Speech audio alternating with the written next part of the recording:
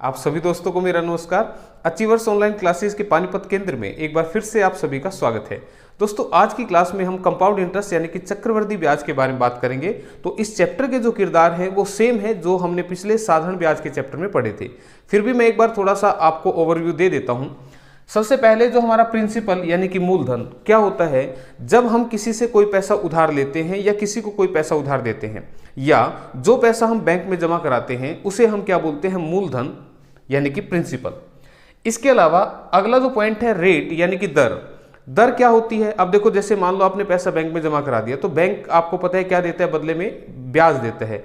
तो वो जो ब्याज देगा वो किस रेट से देगा, ये होता है दर। जैसे मान लो कह दिया कि आपने पैसा जमा करा दिया और बैंक ने कहा कि हम 3% की दर से ब्याज देंगे।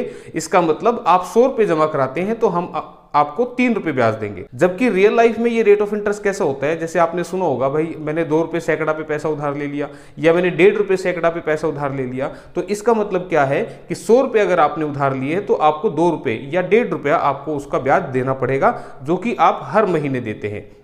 तो रेट क्या हुआ कि दो पार्टीज के बीच में जो एग्रीमेंट होता है, चाहे वो बैंक और पर्सन है या पर्सन टू पर्सन है, तो उनके बीच में जो एग्रीमेंट होता है कि भाई मैं किस दर से आपको ब्याज दूंगा, वो होता है हमारा रेट ऑफ इंटरेस्ट। उसके बाद टी होता है टाइम यानी कि समय। समय क्या होता है, आप पैसा कितने टाइम के लिए लिए है, 2 साल के लिए, 3 साल के लिए, 5 साल के लिए या 4 महीने के लिए, 5 महीने के लिए या 8 महीने के लिए। इसके अलावा टाइम जो होता है वो दिनों में भी हो सकता है कि भाई मेरे को तो 40 दिन के लिए पैसे दे दो या मेरे को तो केवल 75 दिन के लिए पैसे दे दो।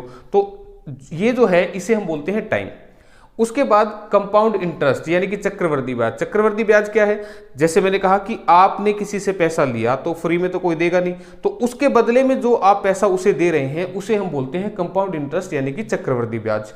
इसके बाद लास्ट जो है हमारा अमाउंट यानी कि मिश्रधन। तो मैंने बताया था आपको मिश्रधन क्या होता है, जो पैसा हमने उधार लिया वो और उसके साथ जो पैसा हम एक्स्ट्रा उसको रिटर्न करेंगे, ये सारा क्या होगा, हमारा अमाउंट यानी कि मिश्रधन। क्लियर? तो अब इस चैप्टर के जो फॉर्मूले हैं वो है A equal to P into 1 plus R by 100 की पावर T यानी कि मिश्रधन। A फॉर अमाउंट यानी कि मिश्रधन equal to P for principal यानी कि मूलधन इंटू 1 जमा दर बटे 100 की पावर समय। ये मिश्रधन निकालने का फार्मूला है, अमाउंट निकालने का फार्मूला है। तो इस क्वेश्चन में चक्रवृद्धि ब्याज फिर कैसे निकलेगा, तो उसके लिए एक बड़ा खतरनाक सा फार्मूला यहां लिखा हुआ है, आप देख सकते हैं। ये कहां से आया, आपको पता है कि मिश्रधन कब बनता है, जब जो पैसा हमने उधार लिया था उसमें अगर हम ब्याज को जोड़ दें। तो प्रिंसिपल प्लस कंपाउंड इंटरेस्ट ये सारा ही मिलकर क्या बनाता है, अमाउंट यानी कि मिश्रधन। तो अगर मुझे ब्याज निकालना है, चक्रवृद्धि ब्याज निकालना है, तो इस प्रिंसिपल को इधर ले जाएंगे तो ये क्या हो जाएगा, माइनस। तो देखो यहां लिखा है चक्रवृद्धि ब्याज बराबर है मिश्रधन माइनस मूलधन। ठीक है, तो अमाउंट की वैल्यू ये होती है तो मैंने यहां पर रख दी और P एज इट इज रखा, तो इन दोनों में मैंने P को कॉमन ले लिया। उसके बाद फिर ये आएगा आपके सामने चक्रवृद्धि ब्याज का फॉर्मूला निकल के, जिसका इस्तेमाल हम इस पूरे लेक्चर में नहीं करेंगे। ठीक है, तो घबराने की बात नहीं है। इससे डर लगे इससे पहले ही मैं इसको यहां से हटा दे रहा हूं ताकि आपको ये ना दिखे और आप रिलैक्स होके क्वेश्चंस को करें। तो अब बात ये आती है कि अगर ये दोनों ही ब्याज हैं तो इन दोनों ब्याजों में फिर अंतर क्या हुआ। तो मैंने आपको बताया था कि साधारण ब्याज क्या होता है, जिसमें हर साल मूलधन और ब्याज यानी कि प्रिंसिपल और इंटरेस्ट जो है वो सेम रहता है। जबकि चक्रवृद्धि ब्याज में क्या होता है, चक्कर खा के ब्याज मिलता है। अब चक्कर खा के ब्याज मिलने का मतलब ये नहीं है कि तुम एक चक्कर घूमोगे तब जाके तुम्हें ब्याज मिलेगा। चक्रवृद्धि ब्याज जो होता है इसको आप सक्सेसिव इंक्रीमेंट भी बोलते हैं। सक्सेसिव इंक्रीमेंट का मतलब क्या हुआ, क्रमागत वृद्धि। अब क्रमागत वृद्धि क्या होती है इसको भी थोड़ा सा समझा देता हूं कि मान लो एक शहर की जनसंख्या जो है वो 5000 है और वो हर साल 10% की दर से जो है बढ़ रही है। ठीक है, तो अगर तुमसे पूछे कि कोई 2 साल के बाद फिर जनसंख्या कितनी हो जाएगी बढ़कर, तो तुम कहोगे इस 5000 का 10% पहले साल बढ़ा, इसका मतलब 110% हो गया। अगले साल फिर 10% बढ़ा तो इसका मतलब फिर से 110% हो गया। 10% का मतलब क्या कि अगर पहले वो 100 थी तो अब 10 बढ़ के 110 हो चुकी है। तो क्रमागत वृद्धि का मतलब यहां पर इस चीज को मैं बोल रहा हूं और यही चीज जो है ये आपका ये फॉर्मूला है। ठीक है, तो जनसंख्या वाले क्वेश्चन भी इस फॉर्मूले से हो जाते हैं। ठीक है, तो आपने ध्यान रखना वृद्धि पर वृद्धि। ठीक है, तो इस वृद्धि पर वृद्धि का मतलब क्या, आपने सुना होगा कि चक्रवृद्धि ब्याज को आप ऐसे बोलते हैं कि ब्याज पर ब्याज, यानी कि जो एक साल में आपको ब्याज मिलेगा वो फिर से आपके प्रिंसिपल यानी कि मूलधन में ऐड हो जाता है और फिर से उस पर पूरे पैसे पर ब्याज मिलता है। तो इसलिए इसको बोलते हैं ब्याज पर ब्याज मिलना। इस बात को सभी जानते हैं, ठीक है। तो इसको अब और ज्यादा क्लैरिफाई करने के लिए मैं एक एग्जांपल से दोनों का अंतर आपको क्लियर कर देता हूं, उसके बाद फर्म इसकी टाइप देखेंगे। जैसे मान लो प्रिंसिपल है 1000 रुपये, रेट है हमारा 10%, समय ले लिया हमने 2 साल, और मैं पूछना चाह रहा हूं कि साधारण ब्याज कितना होगा और चक्रवृद्धि ब्याज कितना होगा, ठीक है। तो अब इसको समझ लेते हैं कि मान लो मैंने कह दिया सिंपल इंटरेस्ट की बात करते हैं, फर्स्ट ईयर और सेकेंड ईयर, पहले साल और दूसरे साल। अब मुझे बताओ, मैंने क्या बताया था कि साधारण ब्याज हर साल सेम रहता है, चाहे वो 10 साल तक की बात क्यों ना हो। तो मुझे बताओ 1000 रुपये का 10% ब्याज आपको मिल रहा है, तो 10% कितना होगा, इसको 10 से डिवाइड करेंगे तो 100 रुपये होगा। इसका मतलब 100 रुपये ब्याज आपको पहले साल मिलेगा, 100 रुपये ब्याज आपको दूसरे साल मिलेगा, और अगर यही क्वेश्चन 3 साल या 4 साल का होता तो फिर से 100 रुपये इस तरह से चलता रहता। क्यों? क्योंकि हर साल इसी मूलधन का 10% आपको ब्याज के रूप में मिलता रहेगा। ये तो बात होगी साधारण ब्याज की। लेकिन चक्रवृद्धि ब्याज क्या होता है, पहले साल आपने 1000 रुपये मान लो बैंक में जमा करा दिए, तो बैंक ने कहा हम 10% ब्याज देंगे, तो 1000 का 10% यानी कि 100 रुपये ब्याज आपको मिल जाएगा, बिल्कुल मिलेगा। अब क्या होगा, मैंने कहा चक्रवृद्धि ब्याज क्या है, ब्याज पर फिर से ब्याज। तो इसका मतलब ये हुआ कि अगर बैंक ने 100 रुपये ब्याज दिया तो अगले साल 100 रुपये तो मिलेंगे, ये तो मिलेंगे ही, प्लस में आपको क्या मिलेगा, इस 100 रुपये पर भी ब्याज मिलेगा। तो 100 का 10% कितना होता है भाई, 10 रुपये। इसको 10 से भाग करोगे तो 10 रुपये आएगा ना, तो यानी कि अगले साल जो ब्याज मिलेगा वो आपको कितना मिलेगा, 110 रुपये। तो इसका मतलब ये हुआ कि 2 साल का साधारण ब्याज तो हुआ 200 रुपये और 2 साल का चक्रवृद्धि ब्याज हो गया 210 रुपये। क्लियर है? तो यहां पर देखो ये 10 रुपये बढ़ के आया ना, तो ये क्यों बढ़ के आया, क्योंकि आपका जो ब्याज मिला है पहले साल उस पर फर्दर आपको ब्याज मिलता है, इसीलिए इसको हम चक्रवृद्धि ब्याज बोलते हैं, ठीक है, कि ब्याज पर ब्याज मिलना फर्दर। तो ये है आपका मेन डिफरेंस इन दोनों के अंदर। तो अब आपको ये भी बता दूं कि बैंक में जो पैसा आप जमा कराते हैं वो आपका कंपाउंडेड होता है, यानी कि ब्याज पर ब्याज आपको उसमें मिलता है, ठीक है, वो पैसा जमा होता रहता है और उस पूरे पे फर्दर आपको ब्याज मिलता है। क्लियर? तो ये कुछ बातें थी जिनसे आपको मैं क्लियर करना चाह रहा था कि दोनों में क्या फर्क है, ताकि आप समझ जाएं। इसके अलावा एक खास पॉइंट यहां और समझना, पहले साल का साधारण और चक्रवृद्धि ब्याज तो बराबर ही होता है, ठीक है। तो अब ये पॉइंट आपने ध्यान में रखने हैं, और ये फार्मूला मैंने यहां पर जानबूझ के लिखा, हालांकि मैं इस फार्मूले का बहुत कम इस्तेमाल करूंगा, क्योंकि मैंने आपको कहा था कि क्वेश्चन करने के बहुत सारे मेथड है यहां पर, लेकिन मैं सिर्फ आपको एक मेथड सिखाऊंगा जिससे आपके लगभग क्वेश्चन हो जाएंगे। ये फॉर्मूला हमें कब जरूरत पड़ेगी, अब एस्टेट में एक ऐसा क्वेश्चन पूछा था जिसमें 4 साल का ब्याज पूछ लिया था, तो 4 साल के ब्याज में मैं इसको इस्तेमाल करूंगा, तो इसको यहां पर रखना जरूरी है, ठीक है। क्योंकि कोई भी अगर आप देखते हैं जागरण शुरू होता है तो सबसे पहले गणेश जी को याद किया जाता है, क्यों, ताकि कहीं पर कोई विघ्न पड़े, कोई बाधा आए तो वो हमें पार लगा दें। तो भाई ये फार्मूला जहां पर भी दिक्कत आएगी ये हमें पार लगाएगा, इसलिए इस फार्मूले को मैंने यहां लिखा है। तो आज की क्लास का जो पहला क्वेश्चन है उसको मैं लिख रहा हूं, प्रिंसिपल इक्वल टू 20,000 रुपये, रेट ऑफ इंटरेस्ट 10%, समय इक्वल टू 2 साल। तो मैं पूछना चाह रहा हूं यहां पर चक्रवृद्धि ब्याज क्या होगा। देखो क्या क्या पूछा जा सकता है, चक्रवृद्धि ब्याज क्या होगा, मिश्रधन क्या होगा, सेकेंड ईयर का सीआई कितना होगा, ठीक है, फर्स्ट ईयर का सीआई भी देख लेते हैं, फर्स्ट ईयर का सीआई कितना होगा, एसआई कितना होगा, सीआई और एसआई का डिफरेंस कितना होगा। तो देखो क्वेश्चन एक सिखाऊंगा लेकिन ये सारे पॉइंट सिखा दूंगा। तो पहला जो क्वेश्चन मैं करा रहा हूं उसको बड़े ध्यान से समझना, क्योंकि ये क्वेश्चन समझ में आएगा तो अगले जो 3 साल के क्वेश्चन मैं कराऊंगा इस तरीके से वो भी आपको फिर समझ में आएंगे। तो इसको समझते हैं। अब देखो भाई, मैं पहले इसको ना थोड़ा सा लाइनों पे बना के दिखाता हूं ताकि आपको कंसेप्ट क्लियर हो। प्रिंसिपल मूलधन, ये मूलधन है भाई, ऐसे लिख रहा हूं, स्टेटमेंट समझ तो आ रही होगी, सारे नोटेशन यहां लिखे हुए हैं, कोई दिक्कत आए किसी को फिर भी मैं बता रहा हूं, ये मूलधन है, ये दर है, ये समय है, ये चक्रवृद्धि ब्याज है, ये मिश्रधन है, ये दूसरे साल का चक्रवृद्धि ब्याज, पहले साल का चक्रवृद्धि ब्याज, साधारण ब्याज और चक्रवृद्धि ब्याज और साधारण ब्याज का अंतर, ये सारे पॉइंट लिखे हैं। तो अब देखो यहां पर क्या होता है कि 20,000 रुपये जो है वो हमारा क्या है, प्रिंसिपल है, यानी कि मूलधन है, ठीक है, मैंने बैंक में जमा करा दिए। अब बैंक वाले कहते हैं कि हम 10% की दर से ब्याज देंगे। मैंने कहा ठीक है भाई। तो मैंने कितने साल के लिए जमा कराए? 2 साल के लिए। तो 2 साल के लिए जमा कराए तो मैंने यहाँ पे 2 लाइनें लगा दी। ठीक है, अब ये अगर 3 साल के लिए होता तो फिर मैं 1 लाइन और लगा लेता। क्लियर है? अब 20,000 का 10% ब्याज तो मिलेगा पहले साल और 10% ब्याज मिलेगा दूसरे साल। तो मुझे बताओ 20,000 का 10% कैसे निकलेगा? इसको 10 से डिवाइड कर दो तो ये 2,000 जो है ये है आपका पहले साल का ब्याज। इसी तरह से दूसरे साल भी कितना मिलेगा? 2,000 रुपए। तो 20,000 का 10% यानी कि 2,000 रुपए आपको ब्याज मिलेगा। क्लियर है पहला पॉइंट? अब मैंने कहा था चक्रवृद्धि ब्याज क्या होता है? ब्याज पर ब्याज। तो मुझे बताइए क्या इस साल से पहले कोई ब्याज मिला है? नहीं मिला, क्योंकि ये तो पहले साल ही मिला है ना। तो इससे पहले कोई ब्याज नहीं मिला तो ब्याज पर ब्याज नहीं मिलेगा पहले साल। ठीक है, दूसरे साल चलते हैं। दूसरे साल देखो, क्या इससे पहले बैंक ने ब्याज दिया? बिल्कुल, ये वाला ब्याज दिया। तो मैंने कहा था चक्रवृद्धि ब्याज, ब्याज पर ब्याज है तो इसका मतलब इस ब्याज पर भी फर्दर इस साल ब्याज मिलेगा। तो इस पर ब्याज मिलेगा कितने परसेंट से?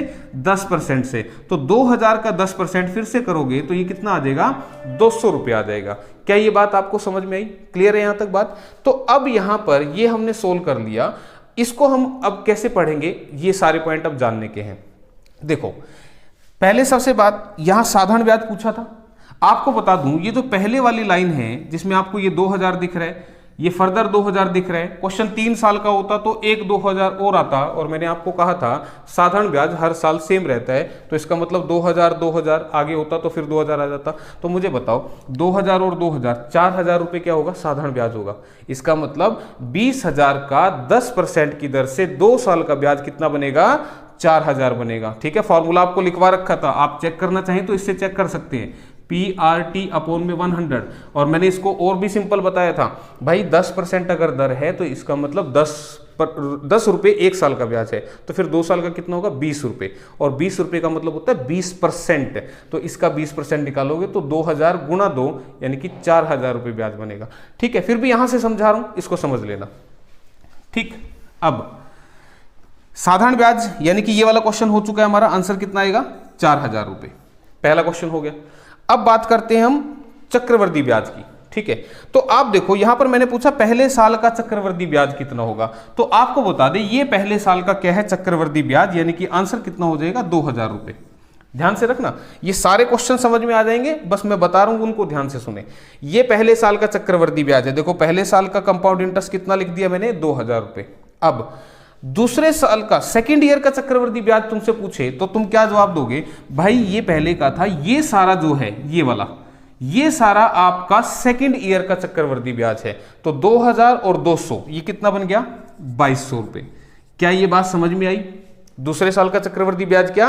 ये दूसरे वाली लाइन, ये पहले वाली लाइन पहले साल के लिए, ये दूसरे साल के लिए। 3 साल का होता तो फिर एक लाइन और नहीं बन जाती यहां पे। ठीक है, तो 2,200 रुपए दूसरे साल का चक्रवृद्धि ब्याज।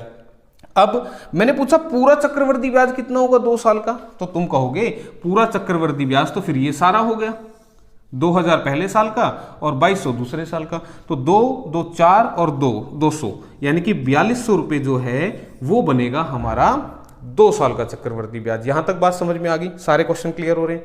अब मुझे बताओ, मैंने यहां पर यह भी पूछा कि मिश्र धन कितना होगा, अमाउंट कितनी होगी। तो तुम बताओ अमाउंट कैसे निकलती है? जब आप मूलधन में ब्याज को ऐड करते हैं, चक्रवृद्धि ब्याज को ऐड करेंगे प्रिंसिपल में, तो आपको क्या मिलेगा? अमाउंट मिलेगा। तो अमाउंट क्या होगा? प्रिंसिपल कितना था? 20,000 और ब्याज कितना है? 4,200 रुपये। तो इन दोनों को ऐड करोगे तो 24,200 रुपये जो होगा वो हमारा होगा मिश्र धन यानी कि अमाउंट। तो इसका आंसर बनेगा 24,200। क्या ये पॉइंट भी समझ में आया? क्लियर है? अब बात करते हैं हम इस आखिरी क्वेश्चन की, जो है compound interest minus simple interest, यानी कि चक्रवृद्धि ब्याज और साधारण ब्याज का अंतर। तो अब आप मुझे खुद सोच के बताओ, साधारण ब्याज है 4,000 रुपये, चक्रवृद्धि ब्याज है 4,200 रुपये, और इन दोनों का अंतर कितना है? 200 रुपये। तो अब इसको इतना करने की आवश्यकता नहीं है। इसको मैं कैसे समझा रहा हूं भाई? ये जो पहली लाइन तुम्हें दिख रही है ना, जिसे मैंने साधारण ब्याज बोला था, इस लाइन को छोड़ के जो भी तुम्हें दिख रहा है ये है आपका चक्रवृद्धि ब्याज और साधारण ब्याज का अंतर। क्लियर? तो आप यहीं से डायरेक्टली बोल सकते हैं कि ये अंतर है। ठीक है। तो CI माइनस SI ऐसे अलग अलग निकाल के देखने की जरूरत नहीं पड़ेगी। कभी आप सोचो कि इसको अलग से कैलकुलेट करेंगे CI को और SI को अलग से कैलकुलेट करेंगे और फिर हम दोनों को माइनस करेंगे तब जाके हमारा आंसर आएगा, तो ऐसा नहीं करना। बस सीधा ये देखना, इस लाइन के नीचे जो भी आपको दिख रहा है 3 साल के क्वेश्चन में ज्यादा दिखेगा, तो ये जो है ये आपका क्या है, अंतर है, यानी कि डिफरेंस कितना हो गया, 200 रुपए का। तो मेरे ख्याल से अब ये सारे पॉइंट जो मैंने बताए आपको समझ में आए होंगे। नहीं आए तो कोई दिक्कत नहीं, घबराना मत, अब ये और क्वेश्चन करेंगे प्रैक्टिस तो ये और आसान हो जाएगा। अब यहाँ दिक्कत पता है क्या आती है, दिक्कत ये आती है कि यार ये लाइनें कैसे लग रही हैं। तो भाई इन लाइनों को भी आप हटा सकते हो। अब लाइनें हटाने का तरीका देख लो, चीज यही करूंगा मैं, लेकिन लाइनों के बिना करूंगा, ठीक है, क्योंकि हो सकता है किसी को वो आसान लगे। फिर से मैं इन सारे नोटेशंस को बताऊंगा कि कौन सी क्या है। तो अब देखो, बिना लाइनों के अगर आप करना चाहें तो आपने सबसे पहले क्या लिखना है, अगर क्वेश्चन में प्रिंसिपल दे रखा है, मैं ऐसा क्यों बोल रहा हूं कि हो सकता है किसी क्वेश्चन में प्रिंसिपल पूछा हुआ हो तो फिर प्रिंसिपल नहीं देगा ना, तो अगर प्रिंसिपल दे रखा है तो आपने प्रिंसिपल लिख लेना है, ठीक है। फिर इसका मल्टीप्लाई करना है इस रेट परसेंट से। ध्यान रखना, इस पूरे चैप्टर की जान है दर प्रतिशत। ये रेट परसेंट ही एक ऐसी चीज है जो पूरे क्वेश्चंस को सोल्व कर देगा, ठीक है। तो देखेंगे अब आगे, तो इसका आपने 10% कैलकुलेट कर देना है। तो मुझे बताओ 10% कैसे कैलकुलेट होगा, तो आप कहोगे इसकी 10/100 से मल्टीप्लाई करेंगे तो ये कितना आ जाएगा, 2000। तो आपने इस 2000 को लिखना है 2 बार, ठीक है। तो याद रखना, यहां पर मैं लिख रहा हूं 2 ईयर के क्वेश्चन में हम मेथड यूज करेंगे 2-1, ठीक है। ये 2 साल के क्वेश्चन का मेथड है 2-1। इस 2-1 का मतलब क्या, कि जब हम प्रिंसिपल की रेट से मल्टीप्लाई करेंगे तो जो आंसर आएगा उसको आपने 2 बार लिखना है। क्लियर है ये पॉइंट। अब जो 2000 आंसर आया है इसका फिर से आप 10% कैलकुलेट करना, तो 10% कैलकुलेट करोगे तो कितना आएगा, 200 रुपए। तो अब इसको पहली लाइन छोड़ के दूसरी लाइन में लिखना है। क्या बात याद रहेगी, देखो ये पिछले वाली चीज ही बन गई, वहां पे ना ऐसे लाइनें लगी हुई थी बस, ठीक है। तो वो मैं इसलिए समझा रहा था ताकि आप ये समझें कि कैसे ब्याज पर ब्याज मिला था। क्लियर। अब देखो, ये फिर से आपने इस तरह से बना दिया, ध्यान रखना इस पहली लाइन में मत लिख देना। तो ये मेथड मैंने कहा 2-1, यानी कि पहले वाला आंसर 2 बार लिखना है और जो सेकंड टाइम वाला आंसर है उसे आपने 1 बार लिखना है। अब देखो, मुझे बताओ ये क्या है, पहले साल का साधारण ब्याज, ये क्या है, दूसरे साल का साधारण ब्याज। टोटल ब्याज कितना हो गया, 4000 रुपए। तो पहला आंसर साधारण ब्याज के लिए 4000 रुपए। क्लियर है। अब ये पहले साल का क्या है, चक्रवर्ती ब्याज। तो पहले साल का CI कितना होगा, 2000 रुपए। दूसरे साल का CI कितना होगा, ये वाला दूसरी लाइन, ये दूसरे साल का चक्रवर्ती ब्याज। तो 2000 और 200 कितना बनेगा, 2200 रुपए। क्लियर। कोई पूछे पूरा चक्रवर्ती ब्याज कितना है, तो सबको ऐड कर दो, 2000 2000 4000 और 200 तो 4200 रुपए। तो ये आ गया 4200 रुपए, ठीक है। कोई पूछे तुमसे कि चक्रवर्ती ब्याज और साधारण ब्याज का अंतर कितना हुआ, तो मैंने क्या कहा था, इस पहली लाइन को छोड़ के जो दिख रहा है ये क्या है आपका, ये है आपका डिफरेंस यानी कि अंतर। क्लियर है। तो इसको आप सीधा यहां पर लिख सकते हैं। क्लियर। तो मिश्रधन पूछा तो क्या करना, इस सारे को इस प्रिंसिपल में ऐड कर देना, तो वो आपका मिश्रधन यानी कि अमाउंट आ जाएगी। तो मेरे ख्याल से अब सारे पॉइंट आपको यहां पे क्लियर हो गए होंगे, ठीक है। तो अब इसी से रिलेटेड आपका अगला क्वेश्चन करते हैं, ठीक है। तो अब फटाफट करेंगे। तो देखो, अब ये बिना लाइनों के आपको आसान लग रहा होगा बनाना, तो इसलिए मैंने इसको ऐसे बना दिया। तो अब इसको जल्दी से अगला क्वेश्चन लिखते हैं। क्वेश्चन आपका क्या है, अगले क्वेश्चन में पूछ रहा है कि मूलधन प्रिंसिपल कितना होगा अगर रेट हमारा है 10%, टाइम हमारा है 2 साल और चक्रवर्ती ब्याज हमें दे दिया 210 रुपए। क्लियर है। तो अब देखो यहां पर अब क्या है, प्रिंसिपल तो दिया ही नहीं, तो अब तो वैसे चलेगा ही नहीं जैसे मैंने कहा था। तो अब इसका तरीका क्या है भाई, मैंने कहा था ये जो है ना, ये बड़ी खास चीज है, रेट ऑफ इंटरेस्ट, यही चलाएगा क्वेश्चन। याद करो मैंने पिछले चैप्टर में समझाया था, माना मूलधन 100, ठीक है। तो वो मूलधन 100 कहां से आया था, इसके बटे में से आया था। लेकिन अब हम क्या करेंगे, जब किसी क्वेश्चन में मूलधन ना दिया हो, प्रिंसिपल ना दिया हो, तो आप क्या करना, रेट ऑफ इंटरेस्ट को लिखना। 10% किसके बराबर होता है, 10/100। आप कहेंगे ये होता है 1/10 के बराबर। ये बात समझ में आएगी। अब यहां से हम प्रिंसिपल को ना मानेंगे, क्या मानेंगे, प्रिंसिपल जो भी बेस वैल्यू है, बेस वैल्यू कितनी दिख रही है, 10, इस 10 का स्क्वायर यानी कि 100 आपने मानना है। ध्यान रखना, मैंने कहा इस 10 का वर्ग आपने प्रिंसिपल मानना है। कब, अगर क्वेश्चन 2 साल का है तो स्क्वायर आपने प्रिंसिपल मानना है, लेकिन अगर ये क्वेश्चन 3 साल का होता तो 10 की पावर 3 आप प्रिंसिपल मानते। तो इस पॉइंट को आपने याद रखना है। क्लियर है। तो अब हमारे पास जो प्रिंसिपल नहीं था वो आ चुका है। तो अब पिछले क्वेश्चन की तरह इसको चलाओ। देखो प्रिंसिपल कितना है 100, इसकी मल्टीप्लाई करो रेट ऑफ इंटरेस्ट से, तो 10/100 से जब मल्टीप्लाई करोगे तो ये कितना आएगा 10। इसको कितनी बार लिखना है आपने 2 बार, ठीक है, 2 साल के क्वेश्चन में इसको 2 बार लिखना है। फिर जो आंसर आया इसकी फिर से किससे मल्टीप्लाई कर दो, रेट ऑफ इंटरेस्ट से, तो इससे घटाइए इससे घटाइए तो कितना आएगा ये 1। पहली लाइन छोड़ के इसको यहां पर लिख दो।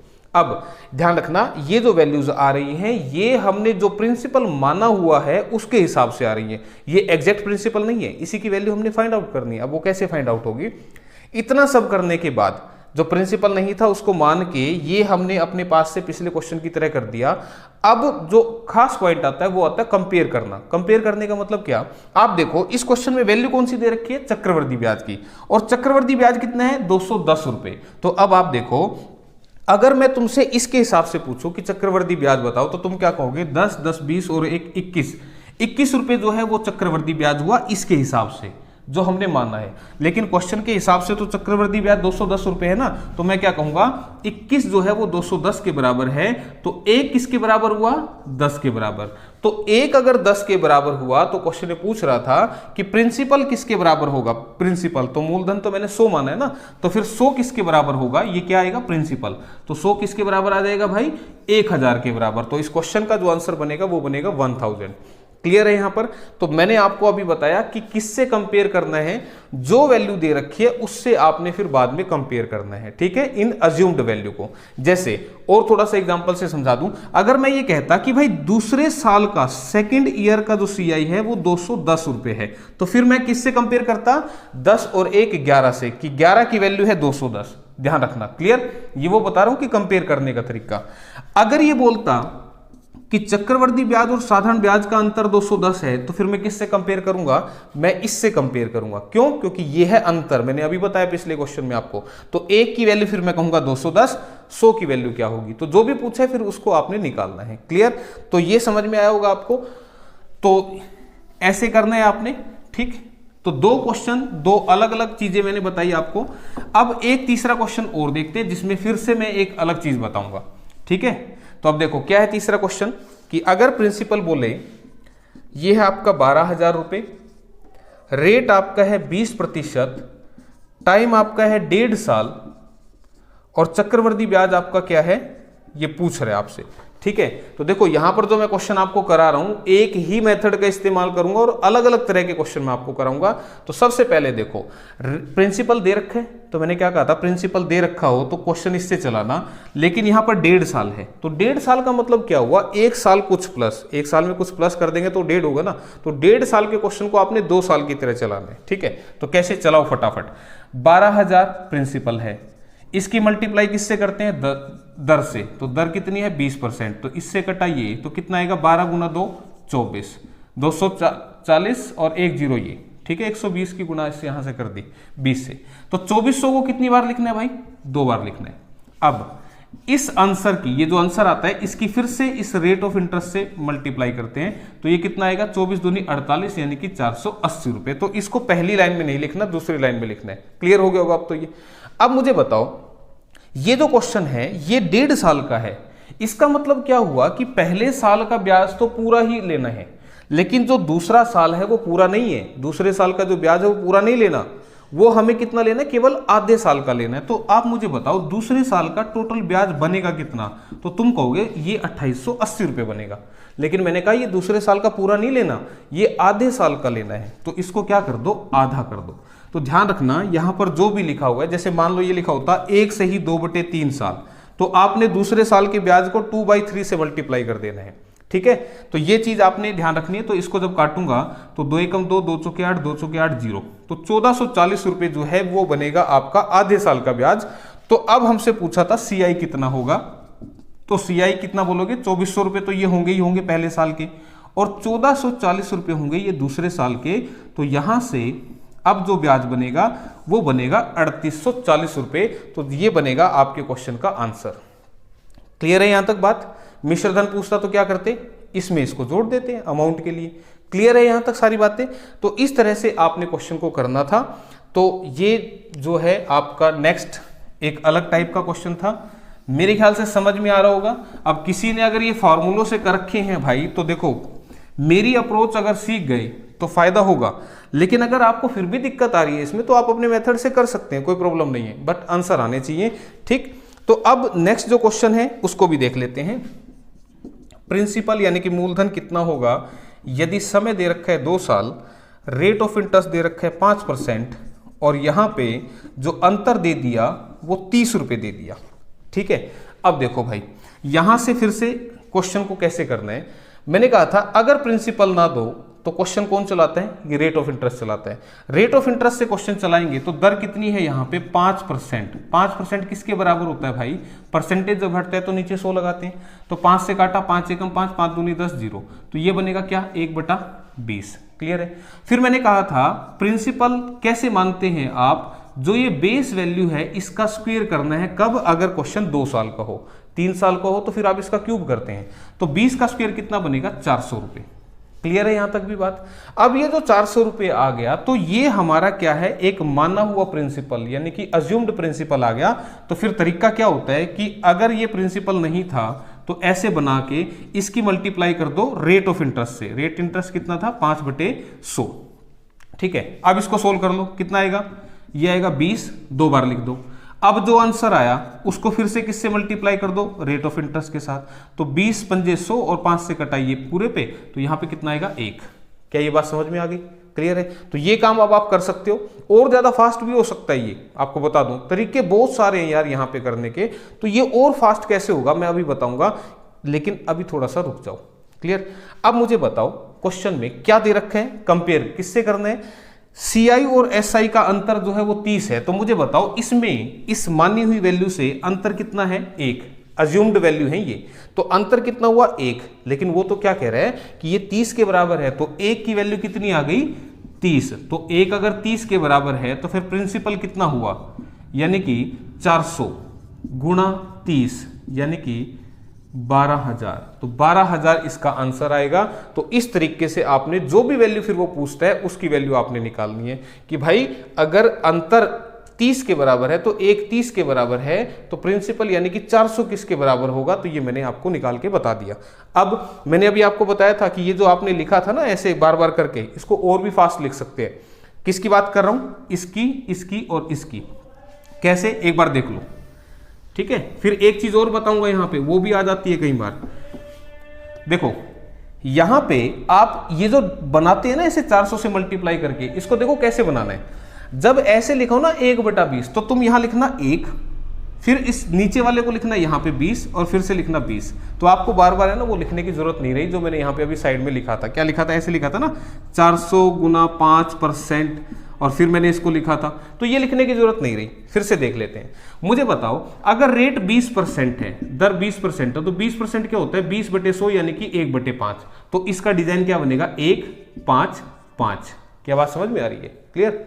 तो कितना फास्ट हो गया ना ये। फिर से देख लो, अगर रेट हो गया 10%, यहां लिख देता हूं, अगर रेट है 10% तो 10% कितना होता है 1/10। तो डिजाइन क्या बनेगा 1-10-10। ऐसे ही तो बना रहे हैं हम, ठीक है, प्रिंसिपल को बना के फिर ऐसे ही तो करते हैं।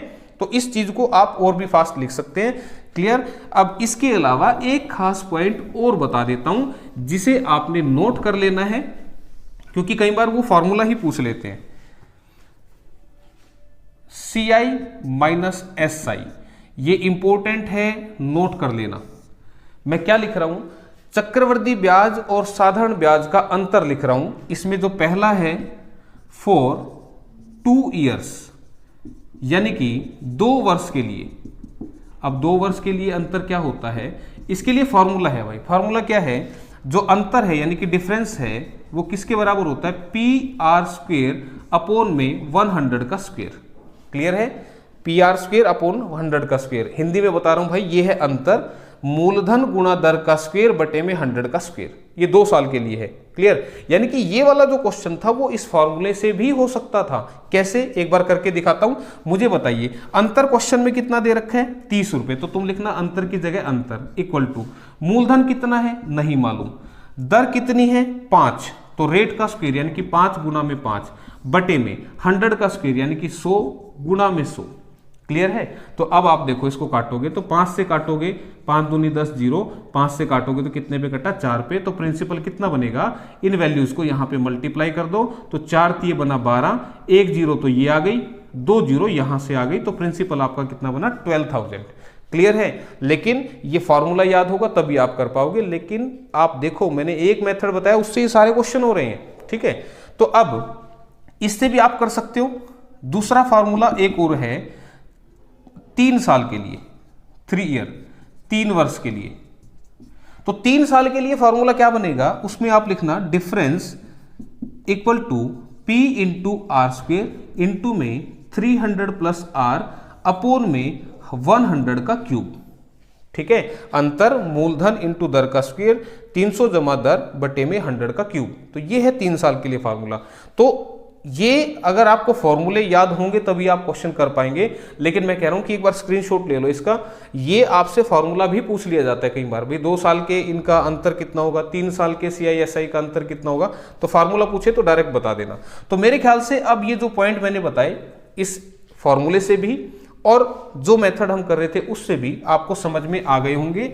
फिर भी अगर कोई दिक्कत लगे, देखो क्यों दिक्कत लगे, क्योंकि भाई इस तरह से हो सकता है आपने ये पहली बार किया हो तो थोड़ी बहुत दिक्कत आ सकती है। लेकिन अगर दिक्कत आए ना तो एक बार वीडियो को फिर से दोबारा देखना, ठीक है। नहीं समझ में आए फिर से एक बार देखना, ठीक है। डाउट आपके क्लियर हो जाएंगे। और फिर भी नहीं क्लियर होते तो यार कमेंट करके बताना, डाउट क्लियर करेंगे, ठीक।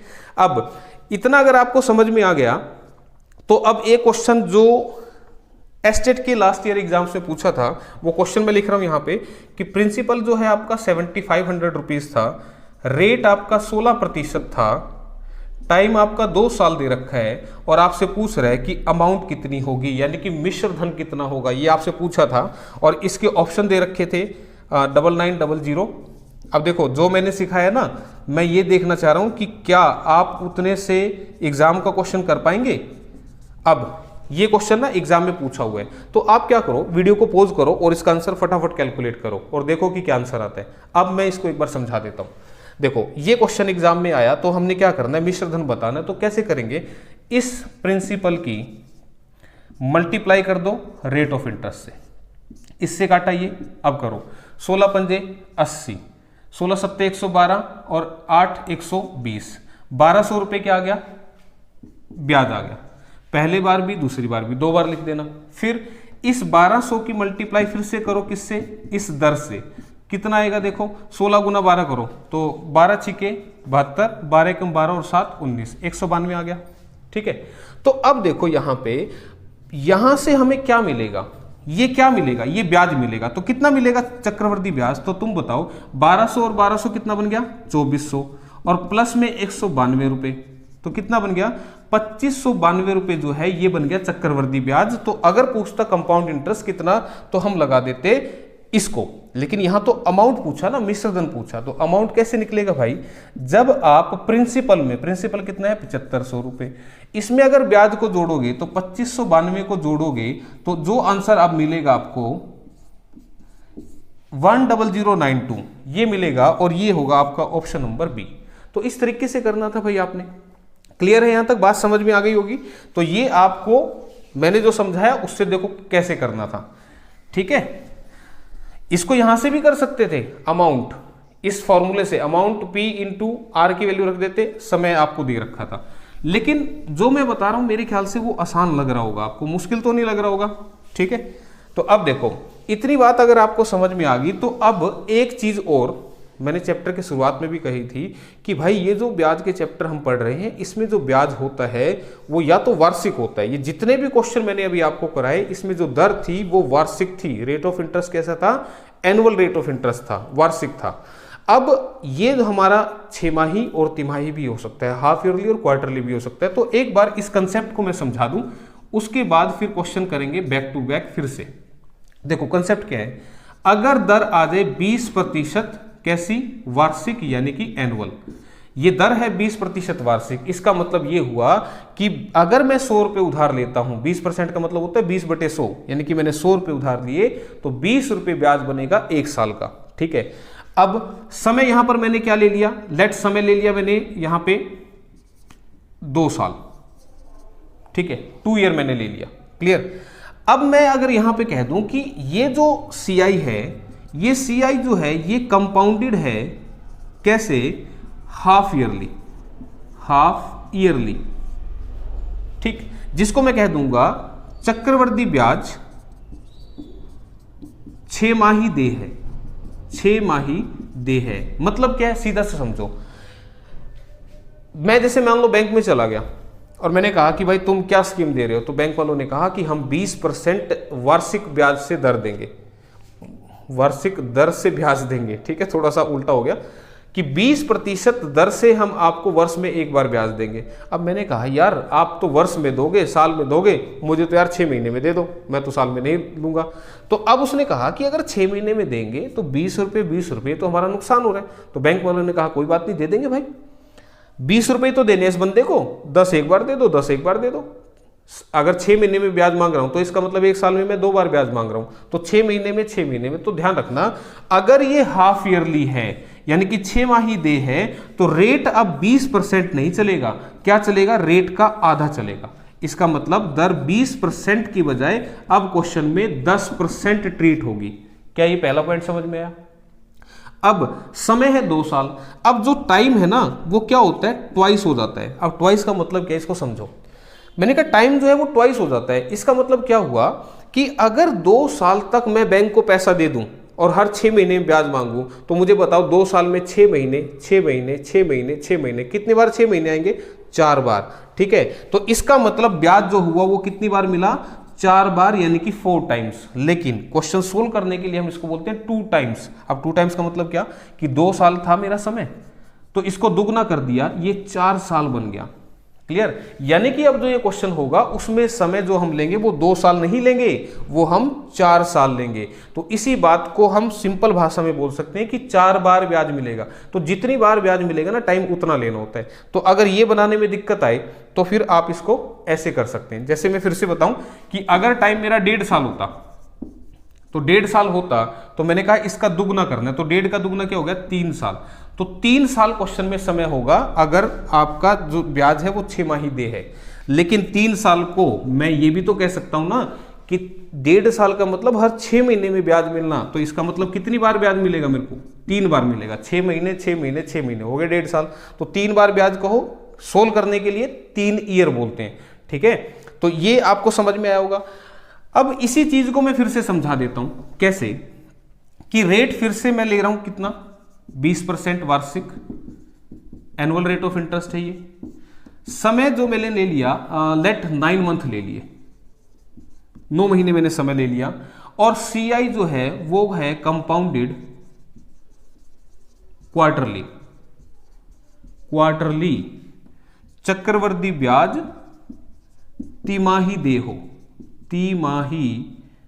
हो।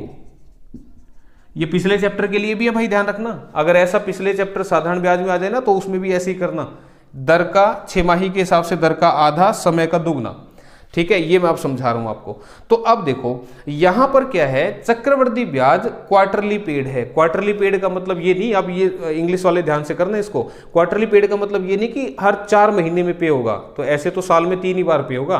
क्वार्टरली पेड का मतलब आपको 4 बार दिया गया है, ठीक है। हिंदी में बिल्कुल क्लियर है, तिमाही दे, यानी कि अब मैंने क्या कहा बैंक वालों को, मुझे साल में एक बार नहीं चाहिए, मुझे तो 3 महीने में ब्याज दे दो। तो 3 महीने ब्याज मिलेगा तो साल में कितनी बार मिलेगा, 4 बार मिलेगा। क्या ये बात समझ में आई? तो जितनी बार ब्याज मिलता है रेट का उतना करते हैं। तो यहां पर रेट का चौथा हिस्सा लेना है, ठीक है, ध्यान रखना। 20 रुपए दे रहे थे एक साल में, मैंने कहा 3 महीने में दे दो, तो 5 रुपए 5 रुपए 5 रुपए 5 रुपए, तो 4 बार देंगे तो 20 का हिसाब हो गया ना। तो रेट का क्या करना है, चौथा हिस्सा, यानी कि अब जो दर रहेगी वो 5% चलेगी, 20% नहीं चलेगी।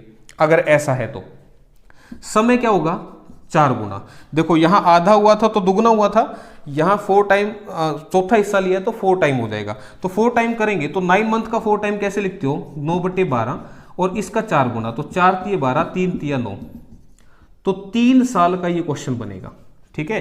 तो 3 साल का क्वेश्चन बना के इसको सोल्व करेंगे।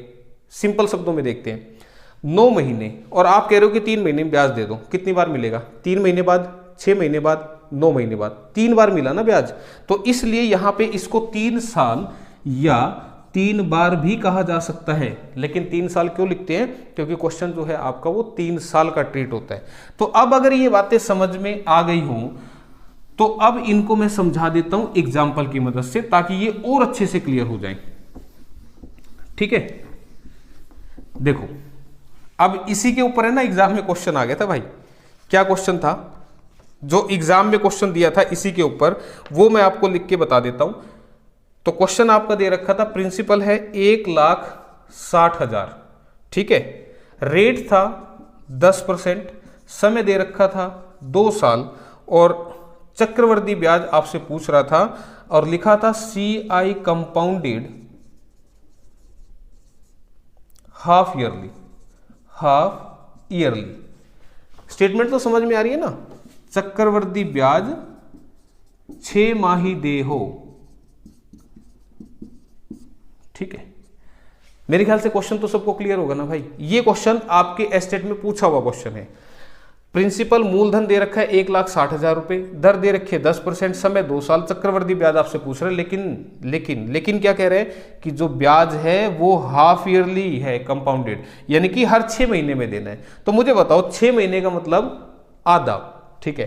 तो अब रेट को क्या लेना है आपने? 10% का आधा यानी कि 5%, ये आपकी दर होगी। समय का क्या लेना है? समय इक्वल टू 2 साल था, तो 2 साल का दुगना यानी कि 4 साल, ठीक है। मुझे बताओ 2 साल 6 महीने की कितनी छमाही बनेंगी? 4 बनेंगी ना, तो इसलिए 4 साल का क्वेश्चन है, तो 4 बार मिलेगा आपको, ठीक है। यानी कि क्वेश्चन भाई पैसा तो 2 साल के लिए जमा कराया, वो रख रहे 4 साल के लिए, ऐसा नहीं है, ये तो 4 बार मिला इसलिए इसको 4 साल बोला है, ठीक है। अब इसको करते हैं। अब देखो मैं जो मेथड सिखाऊंगा ना वो 2 साल का सिखाऊंगा और 3 साल का सिखाऊंगा, वो जो पीछे सिखा रहा था। लेकिन क्वेश्चन अगर 4 साल का आ जाए तो याद करो मैंने क्या कहा था, जब मुसीबत होगी तो हम याद करेंगे किसको? इस फॉर्मूले को, और ये करवाएगा आसान इसको, ठीक है। 3 साल का क्वेश्चन सिखाऊंगा इसके बाद, लेकिन 4 साल का क्वेश्चन आ जाए तो इससे करके आना भाई। तो अब देखो कैसे करोगे। अमाउंट, फॉर्मूला क्या है? मिश्र धन इक्वल टू प्रिंसिपल। प्रिंसिपल कितना है? 1,60,000, ठीक है, इनटू में 1 प्लस रेट कितना है? 5 बटे में 100, और पावर कितनी लेनी है समय की? समय कितना लेना है यहाँ पे? 4 साल। तो इसको काटेंगे तो 5 एकम 5, 5 दूनी 10, 0। ये कितना बन गया? 1,60,000 इंटू 20 एकम 20 और 1 21 बटे 20, 21 बटे 20 कितनी बार लेना है? 21 बटे 20 4 बार लेना है, क्लियर। अब 4 जीरो से देखो ये 4 जीरो उड़ गई, कट गई। 2 से 8 पे कटा, 2 से 4 पे कटा, 2 से फिर से 2 पे कटा, और 2 से ये 2 कटा, क्लियर। बचा क्या? 21 गुणा 21, 21 गुणा 21। जब मल्टीप्लाई करेंगे तो मुझे बताओ 21 गुणा 21 करेंगे तो 441, ये तो इसकी गुणा होगी, और इसकी मल्टीप्लाई कितनी होगी? 441। इनकी फिर से मल्टीप्लाई होगी तो लास्ट में 1 आएगा। तो इस क्वेश्चन के ऑप्शन में एक बार लिख दूं भाई, नहीं तो मल्टीप्लाई करके लिखना पड़ेगा। इसके जो ऑप्शन थे ना वो थे 3 4 8 4 6, दूसरा ऑप्शन था 3 4 4 8 1, तीसरा ऑप्शन था 19 4 4 8, और ये था 3 7 9 4 6, क्लियर। ये इस क्वेश्चन के लिए ऑप्शन आए हुए थे भाई। तो मुझे बताओ जब इसकी मल्टीप्लाई होगी तो लास्ट में तो 1 आएगा ना मल्टीप्लाई करके, ये कह रहा हूं भाई मैं, 1 एकम 1, लास्ट में तो 1 आएगा, इधर क्या आएगा उसकी बात छोड़ दो। तो मुझे बताओ क्या ये आंसर नहीं दिख रहा तुम्हें? ठीक है, तो एग्जामिनर ने ऐसा क्वेश्चन पूछा था, ये एग्जाम का क्वेश्चन है, लेकिन पूरा सोल्व नहीं करना था, यहीं पे आंसर बता सकते थे। कि जब हमारा 441 गुना 441 आया था ना इस फार्मूले से, जब हम सोल्व कर रहे थे तो ये अमाउंट आया था, ध्यान दो थोड़ी सी गड़बड़ हो गई, हमें तो CI बताना था ना, ये तो अमाउंट आया। तो इसको एक बार मल्टीप्लाई करके दिखाता हूं। 441 गुना 441 अगर आप करोगे तो ये बनेगा ऐसे, 4 एकम 4, 4 चौके 16, 4 चौके 16 और 1 17, तो 1764। तो इसको एक बार मल्टीप्लाई करके दिखा रहा हूं मैं, ठीक है। 7 से 13 और 1 14, 7 8 और 1 9, 19 44 81, ये मिश्र धन आएगा भाई, ध्यान रखना। इस फार्मूले से अगर हम क्वेश्चन सोल्व कर रहे थे तो मिश्र धन अमाउंट आएगा। तो मैंने यहां छोड़ दिया था ना, मैंने कहा भाई 1 इंटू 1 करेंगे तो आखिरी में 1 आएगा, हालांकि वहां से आंसर आ गया था कि इसके लास्ट में 1 लिखा हुआ है, लेकिन और अगर थोड़ा सा आगे चलाऊ ना इसको तो भाई ये अमाउंट आई, तो मुझे तो CI बताना था, CI बताना था, ये गलती हुई। लेकिन कोई बात नहीं, अगर ऐसा हुआ तो अमाउंट क्या हो गया? 1,94,481 है ये। इसमें से आपने प्रिंसिपल को माइनस करना था, 1,60,000, तो इसको माइनस करोगे तो 1,8,443, तो 344,81। तो ऐसे बनाइए आंसर। ध्यान रखना भाई यहां थोड़ी सी गड़बड़ हो गई थी, ठीक है। तो फिर मैंने फिर से इसको लिख दिया। तो CI, तो जो आएगा वो अमाउंट आएगी, इस अमाउंट में से आपने प्रिंसिपल को माइनस करना है, देन आपको CI मिलेगा। लेकिन आप इसको बिना करे भी कर सकते थे, तो आपने यहां से जजमेंट लगा लेना था। तो मैंने जो जजमेंट लगाया था वो बिल्कुल सही था, ठीक है, वो गलत नहीं था। बस गलती ये हुई कि बताना याद नहीं रहा, कोई बात नहीं, ध्यान रखना इस बात की, ठीक। तो अब देखो अगला जो क्वेश्चन है आपका वो 3 साल के लिए है। तो 3 साल के क्वेश्चन कैसे करने हैं उसको देखेंगे। तो क्वेश्चन है क्या, प्रिंसिपल है आपका 8,000 रुपए, रेट जो है वो आपका 15% है, टाइम आपका 3 साल है, और आपसे पूछ रहा है कि चक्रवृद्धि ब्याज क्या होगा और अमाउंट कितना होगा, मिश्रधन कितना होगा, ठीक है। तो ध्यान रखना ये जो क्वेश्चन है यहां पर ये जो दर दे रखा है ये वार्षिक है, ठीक है, वो बोलेगा ये वार्षिक है, 6 माही तिमाही के लिए आपको बताएगा वो। तो अब यहां पर 3 साल का जो क्वेश्चन है इसको मैं डायरेक्टली बना देता हूं, नहीं तो मुझे फिर वो लाइनों से समझाना पड़ेगा ऐसे, ठीक। तो देख ही लो यार एक बार, नहीं तो फिर पता लगा कि तुम्हें कंफ्यूजन हुआ। इसको 15% दर है, तो क्वेश्चन 3 साल का है, तो आपने इसको 3 लाइनें लगानी है। तो आपने क्या करना है, इसका 15% निकालना है, ठीक है। तो 15% आपने पहले साल भी, दूसरे साल भी और तीसरे साल भी निकालना है। तो 15% कैसे निकलेगा भाई, देखो 8,000 का 15%, 10% कितना हुआ 800, और 5% कितना हुआ 400, तो इसका मतलब 1,200 रुपये होगा। क्लियर है। अगर किसी को नहीं समझ में आया तो भाई ऐसे लिख के कर लेना, 8,000 का 15% तो क्या होगा, 15 8 120, तो 1,200 आ गया ना। तो इसको आपने लिखना है 3 बार। बात समझ में आ गई, क्लियर। अब यहां पर मैंने क्या सिखाया था, चक्रवृद्धि ब्याज, ब्याज पे ब्याज होता है। तो क्या पहले साल जो 1,200 ब्याज मिला, इससे पहले कोई ब्याज दिया, नहीं दिया, तो फिर ब्याज पे ब्याज मिलेगा ही नहीं। दूसरे साल देखो, इस दूसरे साल से पहले क्या कोई ब्याज दिया है, दिया है, कितनी बार दिया है, 1 बार, तो इस ब्याज पे फिर से ब्याज मिलेगा इस साल। कितने दर से मिलेगा, 15% से। तो मुझे बताओ 1,200 को 15% करोगे तो 10% कितना हुआ, 120। क्लियर। दिक्कत आ रही है तो वैसे कर लेना, मैं सीधा समझा रहा हूं। 120 और 120 का आधा 60, यानी कि 180 रुपये ब्याज मिलेगा आपको इस दूसरे साल। क्लियर है यहां तक। 2 साल का हिसाब हो गया। तीसरे साल चलते हैं। तीसरे साल क्या होगा, इससे पहले क्या ब्याज मिला, बिल्कुल, कितनी बार मिला, 1 बार, 2 बार, 3 बार। तो 3 बार जो ब्याज मिला है, इन तीनों ब्याजों पे फिर से ब्याज मिलेगा इस तीसरे साल। तो इस पर भी मिलेगा, इस पर भी मिलेगा और इस पर भी मिलेगा। और किस दर से मिलेगा, वही 15% से आपको ब्याज मिलेगा। तो अब आपने कैलकुलेट करना है, 1,200 का 15% कितना होता है, 180, अभी कैलकुलेट किया था। इस 1,200 का 15% भी कितना होगा, 180, और इस 180 का 15% निकालेंगे तो 10% हो गया 18, 18 का आधा 9, तो यानी कि 27 रुपये जो होगा वो आपका 15% यहां से मिलेगा। क्लियर है ये सारी बातें, ठीक है। तो इसको आप ऐसे करेंगे तो यहां पर देखो लाइनें जो होती है ना वो कई सारी बन गई, तो हो सकता है एक आध बच्चा किसी लाइन में दिक्कत कर दे, लेकिन एक बार मैं समझा दूं, ये पहले साल का चक्रवृद्धि ब्याज कोई तुमसे पूछे, ठीक है, दूसरे साल का चक्रवृद्धि ब्याज कौन सा है, ये वाली लाइन, सेकंड वाली लाइन दूसरे साल का चक्रवृद्धि ब्याज। तीसरे साल का चक्रवृद्धि ब्याज कौन सा है, ये तीसरी लाइन, ठीक है। और सारा ही चक्रवृद्धि ब्याज कौन सा है, इन सबको ऐड कर देना, तो कितना बनेगा, 12 12 12, कितना बनेगा 3600। तो ये हो गया भाई 180 180 180, 540 रुपये ये हो गया, और 27 रुपये आपका ये ब्याज हो गया। तो टोटल चक्रवृद्धि ब्याज बनेगा 7 6 11 4167 रुपये। तो 4167 ये आपका बनेगा टोटल चक्रवृद्धि ब्याज, ठीक है। क्या ये पॉइंट समझ में आया, क्लियर। पहले साल का चक्रवृद्धि ब्याज, ये दूसरे साल का, ये तीसरे साल का, क्लियर है यहां तक। साधारण ब्याज बताओ क्या क्या होगा, 1200 1200 1200, ये है साधारण ब्याज, क्लियर। इसके बाद अंतर कोई तुमसे पूछ ले तो क्या कहोगे, ये पहली लाइन छोड़ के जो दिख रहा है ये सारा अंतर ही तो है। बताया था ना पिछले क्लास में, पिछले इसमें क्वेश्चन में, कि भाई इस पहली लाइन को छिपाओगे तो 180 180 180 और 27, ये क्या है आपका अंतर, क्लियर। तो ये क्वेश्चन लाइनों में मैंने बना दिया। हो सकता है किसी को लाइनों में दिक्कत आए, मैंने बताया था ना कि लाइनें लगाने में दिक्कत आ सकती है, एक भी लाइन छूटी इसका मतलब क्वेश्चन वहीं पे गलत हो जाएगा। तो अब 3 साल के लिए क्या मेथड है, जो पिछला बताया था वो है 3 3 1। ध्यान रखना, पिछले में था 2 1, इसमें है 3 3 1, ये है आपका मेथड। तो 3 3 1 मेथड क्या है, तो इसको अब देखते हैं। प्रिंसिपल कितना है, 8,000 रुपये, सेम पिछले की तरह कैसे बताया था, दर के साथ क्या कर दो, मल्टीप्लाई कर दिया भाई, मल्टीप्लाई। तो कितना आएगा, 15 अट्ठे 120, कितना आएगा 1200। तो इसको अब आपने 3 बार लिखना है। 3 साल के क्वेश्चन में कितनी बार लिखना है, 3 बार लिखना है, ठीक है भाई। फिर अब जो आंसर आया इसको फिर से आप क्या कर दो, इससे मल्टीप्लाई। तो 15 गुना 12 करोगे तो कितना आएगा, 180। तो ध्यान रखना पहली लाइन में नहीं लिखना, दूसरी लाइन में लिखना है, फिर तीसरी में लिखना है। तो मैंने कहा था मेथड है हमारा 3 3 1, ये तो 2 ही बार लिखा गया ना, तो कोई बात नहीं, एक बार और लिख दो, नीचे लिखना पर, ठीक है। कभी एक नई लाइन और बना दो, ऐसा मत करना, ठीक। तो पहली लाइन में नहीं लिखना, 1 2 और नीचे उतर जाना, 3 बार लिख दिया।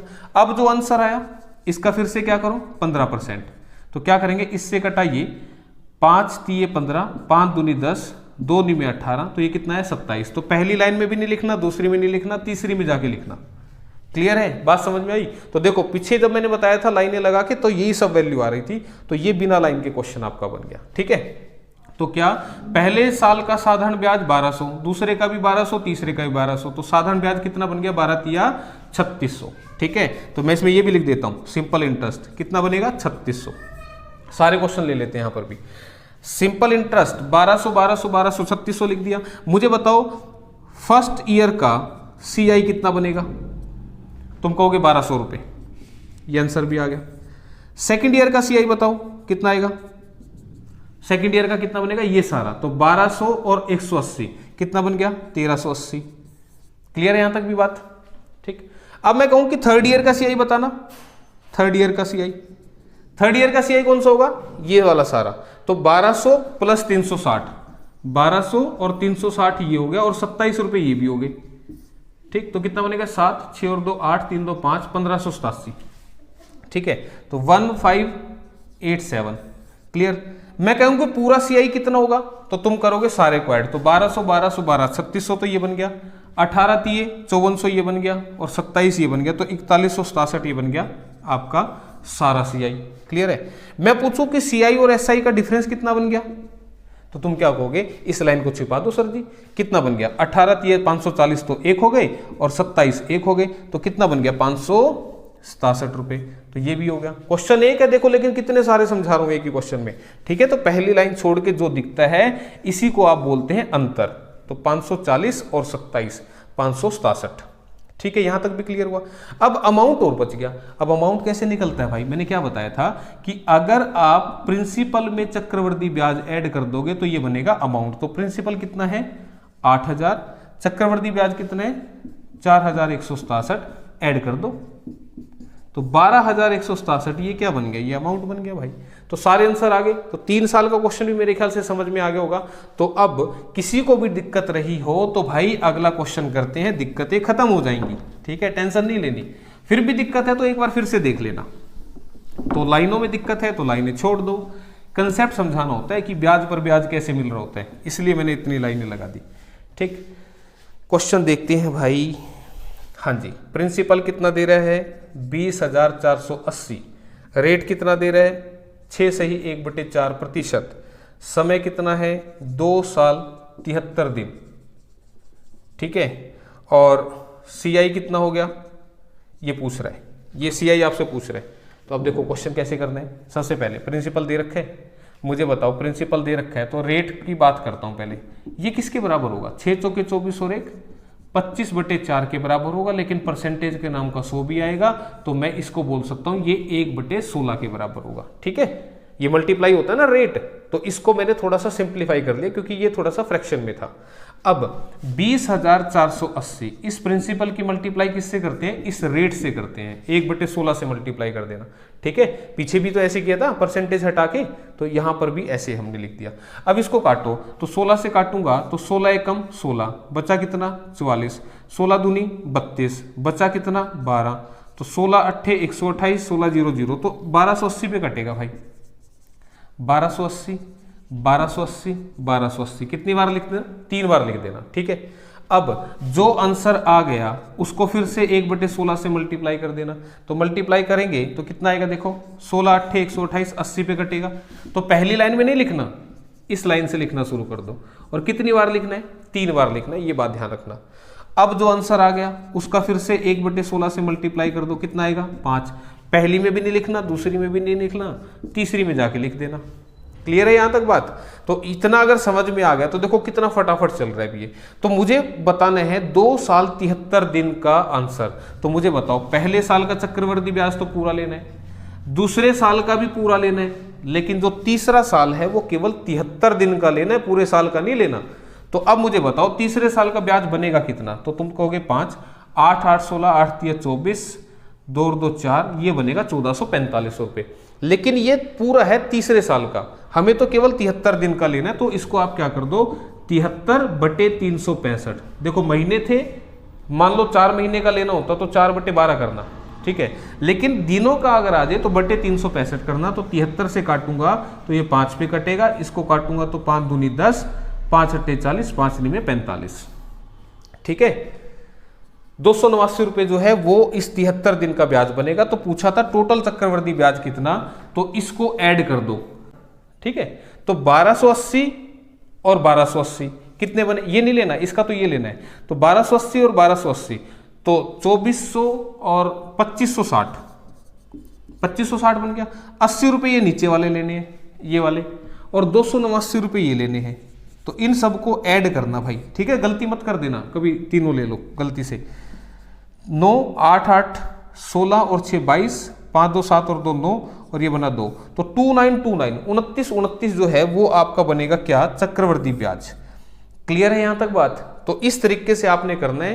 तो ऐसे आप क्वेश्चन करेंगे तो दिक्कत नहीं आएगी, ठीक है। तो ये भी समझ में आ गया होगा अब आपको। हाँ जी, तो अब अगला क्वेश्चन और देख लेते हैं भाई फटाफट। अगला क्वेश्चन क्या कहते हैं, कह रहा है कि प्रिंसिपल क्या होगा। अभी तक ऐसा क्वेश्चन नहीं किया था। रेट 10%, टाइम 3 साल, CI और SI का अंतर कितना बनेगा, 155। क्लियर? तो ये आपसे पूछ रहा है। तो अब आपको बता दूं, ये क्वेश्चन अगर आपको करना है तो मैंने एक फार्मूला लिखवाया था पीछे 3 साल के अंतर का, ये अंतर ही दे रखे ना, तो आप उससे कर सकते हैं, उस फार्मूले को याद रखना। लेकिन अगर मैं इसको करवाऊं दूसरे मेथड से तो क्वेश्चन कौन चलाएगा, रेट ऑफ इंटरेस्ट। तो 10% कितना होता है, 10/100 यानी कि 1/10। अब प्रिंसिपल अगर ना दे रखा हो तो प्रिंसिपल आप मानते हैं, और क्या मानोगे, इस 10 की पावर 3 मानोगे। क्लियर है? अगर 3 साल का क्वेश्चन है तो पावर 3, 2 साल का क्वेश्चन है तो पावर 2, तो 10 की पावर 3 कितना बन गया, 1000। क्लियर? फिर मैंने कहा था प्रिंसिपल जो अब आपके पास आ गया, इसकी मल्टीप्लाई करनी है रेट ऑफ इंटरेस्ट से, यानी कि 1/10 से। तो मल्टीप्लाई करेंगे तो कितना आएगा, 100। इसको कितनी बार लिखना है, 3 बार लिखना है, बताया था ना, 3 3 एक मेथड है। अब जो आंसर आया उसको फिर से 1/10 से मल्टीप्लाई कर दो, कितना आएगा, 10। पहली लाइन छोड़ दो, 10 10 और नीचे लिख दो। फिर से जो आंसर आया उसका 1/10 कर दो, कितना आएगा, 1। पहली भी छोड़ दो, दूसरी भी छोड़ दो, लास्ट वाली में जाके लिख दो। क्लियर है? ठीक है। तो ये अगर आपको समझ में आ गया तो इस तरीके से आप जब इसको कर लेंगे तो अब क्वेश्चन में क्या पूछा था, CI और SI का अंतर। तो मैंने क्या कहा था, इस साधारण ब्याज वाली लाइन को अगर मिटा दूं तो ये सारा जो होता है ये होता है आपका अंतर। तो 10 10 10 30 और 1 31। 31 जो है वो क्वेश्चन में 155 के बराबर दे रखा है। मैंने कहा था ना कंपेयर कर दें, और ध्यान रखना कंपेयर उसी वैल्यू से करना जो क्वेश्चन में दे रखी है। तो 155 डिफरेंस दे रखा है, तो ये डिफरेंस है।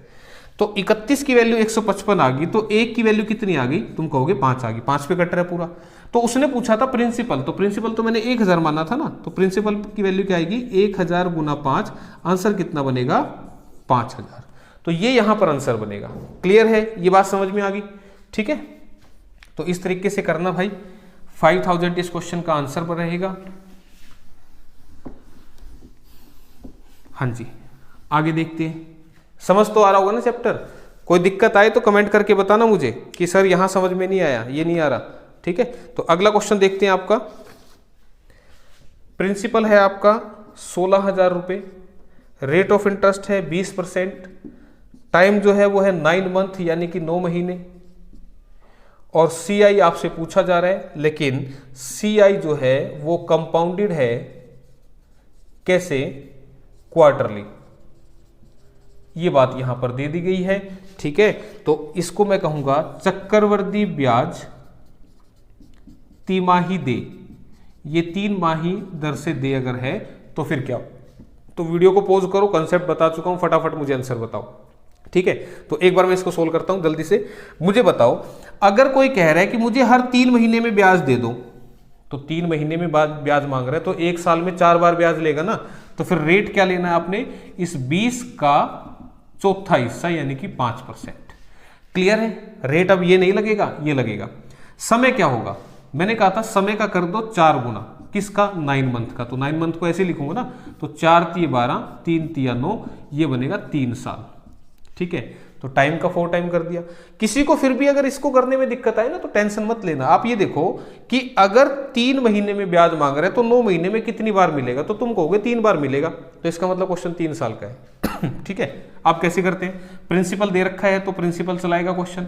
किससे मल्टीप्लाई कर दो, दर से मल्टीप्लाई किया तो कितना है, 16 पंजे 80, 800 रुपये आ गया। कितनी बार लिखना है, 3 बार लिखना है। क्यों, क्योंकि 3 साल का क्वेश्चन है। फिर जो आंसर आ गया उसकी फिर से 5% के साथ मल्टीप्लाई कर दो, कितना आ गया, 40। तो पहली लाइन में छोड़ दो, दूसरी में, तीसरी में, और एक बार नीचे लिख दो। फिर जो 40 आ गया, इसका फिर से 5% निकालेंगे, तो इससे कटाइए, 5 दूनी 10, 2 दूनी 4, तो ये क्या आ गया, 2 रुपये। इसको भी लिख दो। क्लियर।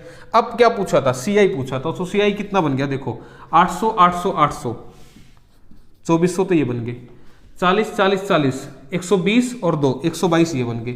तो टोटल सीआई कितना बन गया, 2522 रुपये। तो ये इस क्वेश्चन का आंसर होगा। तो तिमाही का, 6 माही का दोनों क्वेश्चन मैंने समझा दिया आपको। तो आंसर 2522, तो चक्रवर्ती ब्याज आपके पास आ चुका है। क्लियर। फिर भी कुछ भी पूछे, मैंने कई तरह के क्वेश्चन आपको समझा दिए, तो इस तरीके से आप क्वेश्चंस को करना, कहीं भी दिक्कत आपको नहीं आएगी। और देखो मैंने मेथड एक ही करवाया, क्वेश्चन कई सारे बताए हैं लेकिन मेथड एक है। क्लियर। अब इसके अलावा कुछ क्वेश्चन भाई स्टेटमेंट के भी आ जाते हैं। ठीक है, तो स्टेटमेंट के क्वेश्चन कैसे होते हैं उनको देखते हैं। हाँ जी, तो पहला क्वेश्चन आपके सामने स्क्रीन पर, a sum of money at compound interest double itself in 15 years, it will become 8 times of itself in. कह रहा है कि एक धनराशि है जो चक्रवृद्धि ब्याज से 15 वर्ष में अपनी दुगनी हो जाती है, तो यह राशि कितने वर्ष में अपनी 8 गुनी हो जाएगी। तो देखो अगर ऐसा क्वेश्चन आपका आ जाता है तो ये बिल्कुल आसान है। कंपाउंड इंटरेस्ट में क्या होता है, जैसा चेंज एक टाइम पे होता है वैसे ही अगले टाइम पे भी होता है, ऐसा पर्टिकुलर सेम चेंज आपका चलता रहता है। तो उसने कहा कि एक धनराशि चक्रवृद्धि ब्याज से 15 साल में दुगनी होगी, तो इसका मतलब मेरे पास 1 रुपया था और वो 2 रुपये बन गए, कितने साल लगे, 15 साल। फिर से क्या कह रहे हैं, तो यह राशि कितने साल में अपने आप की 8 गुनी हो जाएगी। तो ध्यान रखो मेरे पास 1 रुपया था और इसके 8 रुपये कब बनेंगे ये आपने देखना है। तो मुझे बताओ, 1 के 2 बने 15 साल में, फिर 2 के कितने बनेंगे, दुगने यानी कि 4, फिर से 15 साल, फिर 4 के कितने बनेंगे, दुगने यानी कि 8, फिर से 15 साल। तो 15 15 15 45 साल लगेंगे जब मेरा 1 रुपया 8 रुपये बनेंगे, यानी कि 8 गुना हो गया ना। क्लियर है। तो ये आपका आंसर बनेगा 45 ईयर, यानी कि ऑप्शन नंबर ए। लेकिन इन क्वेश्चंस को कैसे करते हैं वो मैं आपको समझा देता हूं, इतना लिखने की आवश्यकता नहीं होती है। मेरे पास था 1 रुपया और ये बन गए 2 रुपये, कितने साल में, 15 साल में। तो कितने साल में ये बनेंगे 8 रुपये, ये वो आपसे पूछना चाह रहा है। तो ऐसे क्वेश्चन में क्या होता है कि यहां जो नंबर बनते हैं वो किसी नंबर की पावर बनते हैं। जैसे ये 2 की पावर 1 है, ये 2 की पावर 3 है। 8 कैसे होता है, जब अगर मैं इसको काट के देखूं तो इसमें 2 जो है वो 3 बार छुपा होता है, इसलिए इसको 2 की पावर 3 लिखते हैं।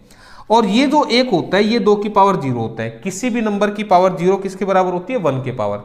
तो अब आपने यहां से कैसे फास्ट करना है, देखो 8 जो है पहली बार दुगना हुआ था, 2 की पावर 3 बनता है, तो 3 पावर जो होता है वो 8 होता है, ये आपने ध्यान रखना है। तो 0 से 1 पावर 15 साल में बनती है ना, तो 3 पावर फिर कितने साल में बनेगी, तो इसका 3 गुना कर देना, ये इसका आंसर बनेगा। तो ये बिना लिखे हो जाएगा क्वेश्चन, आपको लिखने की जरूरत नहीं पड़ेगी। ठीक है, तो 2 तरीके मैंने बताए हैं, इससे ज्यादा आसान ये पड़ेगा क्या करना, इस 0 से, जैसे मैं कह दूं कि एक बच्चे को 0 से 1 तक सिखाने में 15 साल लग गए, मान लो ऐसे, तो 0 से 1 तक सिखाने 15 साल लगे, तो फिर 0 से 3 तक सिखाने में इसका 3 गुना यानी कि 45 साल लगेंगे। ठीक है, तो आंसर जो बनेगा 45 ईयर्स यहां पर रहेगा। क्लियर है। स्टेटमेंट के कुछ क्वेश्चन है, ज्यादा नहीं है, ठीक है, जिन्हें आप ध्यान से करें और इन्हीं में से कोई ना कोई जरूर आपको देखने को मिलेगा। नेक्स्ट क्वेश्चन आपके सामने, at what rate % per annum will ₹2304 amount to ₹2500 in 2 years at compound interest. कह रहा है कि किस वार्षिक ब्याज की दर से 2304 रुपए चक्रवृद्धि ब्याज से 2 साल में 2500 रुपए हो जाएंगे। तो ध्यान रखना यहां पर दर अगर जब आपसे पूछे, हालांकि इन फॉर्मूलों से निकल जाएंगे आंसर, लेकिन मैं जो तरीका बता रहा हूं वो बड़ा शॉर्टकट बता रहा हूं। 2300 रुपए जो मेरे पास हैं वो कितने रुपए हो जाएंगे? 2500 रुपए। क्लियर? 2304 रुपए चक्रवृद्धि ब्याज से 2 साल में 2500 रुपए हो जाएंगे। तो इसका मतलब ये है प्रिंसिपल और ये है हमारा अमाउंट। क्लियर? अब इनको तुमने क्या करना है? काट लेना है। काटे का मतलब क्या? अगर ये कट रहे हैं तो इनको काट दो, 4 से काटो। 4 पंजे 20, बच्चा कितना? 30। 4 सत्ते 28, 4 छिके 24, और इधर काटो 4 छिके 24, 4 दुनिया 4 पंजे 20। तो ये कटा 576 पे और ये कटा 625 पे। रेशियो क्यों लगा रहा हूं? ताकि सिंपलेस्ट फॉर्म। रेशियो पता है क्यों लगाते हैं? जब इस फॉर्मूले से करेंगे ना तो ये P इधर बटे में आता है, तो A/P, तो वो रेशियो आ जाता है। तो मैंने इसको रेशियो में ऐसे लिख दिया सीधा ही, आप बस समझना जैसे मैं समझा रहा हूं। अब ये 2304 2500 रुपए कितने साल में बने हैं? ये बने हैं 2 साल में। तो ध्यान रखना काटने के बाद की बात कर रहा हूं, जो ये वैल्यू आएंगी इनका आपने क्या करना है? Square root. स्क्वायर रूट यानी कि वर्गमूल।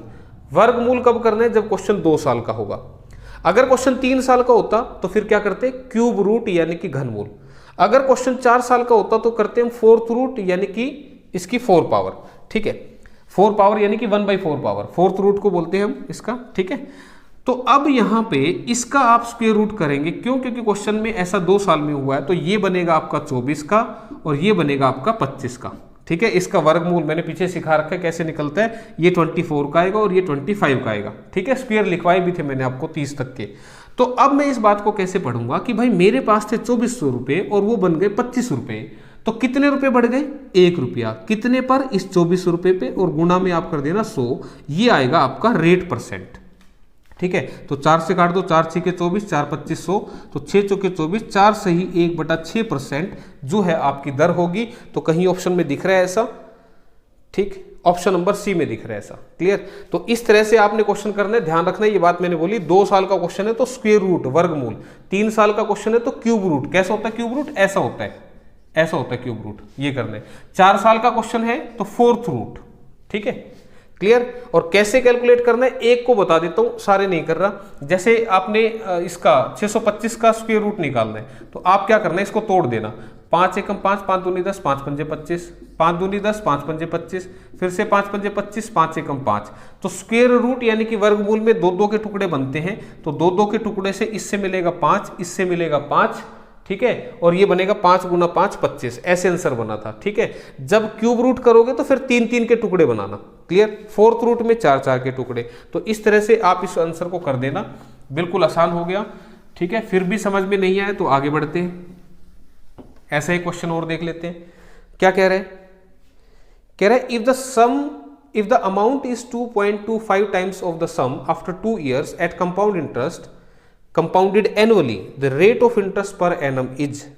कह रहा है कि भाई चक्रवृद्धि ब्याज, वार्षिक चक्रवृद्धि, ठीक है, एनुअल लेना इसमें, चक्रवृद्धि ब्याज से कोई राशि 2 वर्ष में 2.25 गुना हो जाती है तो ब्याज की वार्षिक दर क्या है? तो मुझे बताओ 2.25 गुना का मतलब क्या कि अगर मेरे पास 1 रुपया था तो वो 2.25 रुपये हो गए।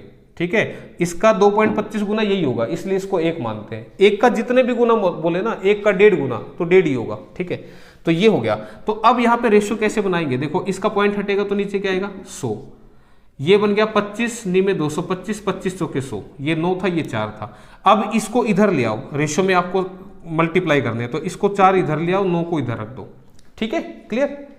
तो अब ये ऐसा बन गया, तो 4:9। अब मुझे बताओ ऐसा कितने साल में हुआ? 2 साल में। तो क्या लेना है? स्क्वायर रूट लेना है। तो 4 की वैल्यू स्क्वायर रूट करके 2 आएगी, वर्गमूल करके इसकी वैल्यू 3 आएगी। तो मुझे बताओ मेरे 2 रुपए के 3 बन गए, 1 बढ़ गया ना, किस पे? 2 रुपए पे, और इंटू में 100 लगा देना। ये क्या आएगा? दर परसेंट। तो दर कितनी बनेगी? 2 से काटा 50 पे, तो 50% जो है वो रेट ऑफ इंटरेस्ट आ जाएगा। ऑप्शन नंबर डी में ऐसा लिखा हुआ है। क्लियर है? तो 50% दर आ गई। तो ये बस ध्यान रखना, जितने साल में हो रहा है उतना आपने रूट लेना उसका। तो नेक्स्ट क्वेश्चन की तरफ चलते हैं भाई। अगला क्वेश्चन देखो। अगला क्वेश्चन क्या कह रहा है आपका? A certain sum of money amount to rupees 2420 in 2 years and rupees 2662 in 3 years at the same rate of compound interest compounded annually. This rate of interest per annum is, मतलब कि समान चक्रवर्ती ब्याज की दर से कोई निश्चित धनराशि 2 साल में तो 2420 हो गई और 3 साल में 2662 होगी, तो ब्याज की वार्षिक दर क्या है। तो इस बात को मैं थोड़ा सा समझाता हूं। ये जो तरीके बता रहा हूं ना अलग हैं, इनको बड़ा आसान कर दिया क्वेश्चन। कोई मेरे पास धनराशि थी, मैंने मान लिया पी प्रिंसिपल था, और वो कितना हो गया 2420 रुपये हो गया। कितने साल में हो गया? तुमने कहा 2 साल में हो गया। क्लियर है? 2 साल में 2420 हो गया और 3 साल में वही प्रिंसिपल कितना हो गया 2662। कितने साल में? 3 साल में। अब यहां 3 मत लिख देना, क्यों? यही धन तो 2420 बन गया 2 साल में और यही धन 3 साल में बन गया 2662, तो यहां से यहां तक ये 3 साल हो गए। ठीक है, ये वाले तो यहां पे 1 साल लिख दिया। तो अब उसने क्या पूछा? ब्याज की वार्षिक दर। तो वार्षिक दर का मतलब क्या हुआ कि ये मेरा अमाउंट है, ये भी अमाउंट है। तो अब आप मुझे बताओ 2420 के 2662 हो गए, बढ़ गए ना। तो मैं क्या कहूंगा 2420 से कितने हो गए 2662। तो यहां रेशियो कितना बनेगा? तो इसको काट के देखो, 2 एकम 2, 2 दूनी 4, 2 एकम 2 0, 2 एकम 2, 2 तिया 6, 2 तिया 6, 2 एकम 2 कटा। फिर से देखो 11 से कट रहा है, 11 11 121, 11 11 11 एकम 11, 11 दूनी 22, 11 एकम 11। क्लियर है यहां तक? अब ये फर्दर नहीं कट रहा, अब नहीं कट रहा तो इतना छोड़ दो। अब मुझे बताओ, पिछले वाले क्वेश्चन में मैंने कहा था 2 साल लगे थे, ठीक है, यहां से यहां तक आने में। ठीक है, पिछला क्वेश्चन ऐसे था ना, यहां से यहां तक आने में 2 साल लगे थे। अब ये मत सोचना सर वहां पे तो यहां प्रिंसिपल था यहां अमाउंट था, टेंशन मत लो, छोड़ो इस बात को। इस पैसे का इतना पैसा बन गया, ये बात तो क्लियर है ना। पिछले वाले में भी अगर मैं कहूं कि अगर पी और ए ना लिखा होता तो इस पैसे का इतना पैसा बन गया, ऐसे लिखा हुआ था। तो यहां पे इस पैसे का ये बना, तो काट पीट के मैं कहूंगा 110 रुपए का 121 बन गया। और ऐसा कितने साल में हुआ? ध्यान दो, 1 साल में हो रहा है। तो 1 साल में हो रहा है तो फिर कोई रूट नहीं लेना। 2 साल में होगा तो स्क्वायर रूट लेना है। तो 1 साल में हो तो कोई रूट ना लो। तो मैं कहूंगा 110 रुपए के 121 बन गए। तो तुम कहोगे कितने बढ़ गए? 11 रुपए बढ़ गए। किस पे बढ़ गए? इस 110 पे बढ़ गए। और इनटू में 100 कर दोगे तो ये आ जाएगा दर का प्रतिशत, यानी कि रेट %। ठीक है, तो इससे काटा ये, 11 से काटा ये, तो दर कितनी आ गई? 10%। इस क्वेश्चन का आंसर आ जाएगा। तो दिख रहा है कहीं ऑप्शन में? ऑप्शन नंबर डी में ऐसा दिख रहा है, तो ऑप्शन डी इस क्वेश्चन के लिए आंसर होगा। क्लियर है भाई? तो ऐसे करना, इसको ध्यान रखना। अगर 1 साल का समय तो फिर कोई रूट वहां पर नहीं लेना, 2 साल का होगा तभी स्क्वायर रूट लेंगे, अदरवाइज नहीं लेना। ठीक है, अब नेक्स्ट क्वेश्चन देखो, अगला आपके सामने क्वेश्चन है। हाँ जी, A sum of money invested at compound interest amount to rupees 650 at the end of first year and rupees 676 at the end of second year. The sum of money is, कह रहा है कि कोई धनराशि चक्रवृद्धि ब्याज से पहले वर्ष के अंत में 650 और दूसरे वर्ष के अंत में 676 हो जाती है, तो धनराशि कितनी होगी? तो देखो फिर से, कोई प्रिंसिपल है हमें नहीं पता। ये धनराशि 1 साल के एंड में कितनी हो गई? 650, और दूसरे साल के एंड में कितनी हो गई? 676। ठीक है, ये प्रिंसिपल 650 1 साल के बाद हो गया और 2 साल के बाद 676 हो गया। तो आपको बता दूं ये क्वेश्चन एग्जाम में आया हुआ था एस्टेट के। अब कैसे करना है, यहां पर देखो, पहली बात तो क्वेश्चन में धनराशि पूछी है। ठीक है, अगर रेट ऑफ इंटरेस्ट पूछता तो मैं कहूंगा 650 के बन गए 676, कितने बढ़ गए? बटे में 650 और गुना में 100। अगर रेट ऑफ इंटरेस्ट पूछता, क्यों? क्योंकि 1 साल का टाइम है, इसलिए कोई रूट नहीं आएगा यहां पे। लेकिन उसने तो प्रिंसिपल पूछ लिया ना। तो ध्यान रखना, यहां पे क्या होता है, जैसा चेंज एक पर्टिकुलर टाइम पीरियड में होता है वैसा ही चेंज इस पर्टिकुलर टाइम पीरियड में भी हुआ होगा। अब यहां पे क्या चेंज हुआ? यहां पे तुम कहोगे मेरे थे 650 और बन गए कितने? 676। ठीक है, इसका मतलब ये क्या हुआ कि अगर मैं इसको काटूं तो 2 तिया 6, 2 तिया 6, 2 अट्ठे 16, 2 तिया 6, 2 दूनी 4, 2 पंजे 10। ठीक है, तो मैं यहां पर कहूंगा कि मेरे जो हैं 325 रुपए के 338 बन रहे हैं। कहीं से और कट रहा है तो इसको काट के देख लो।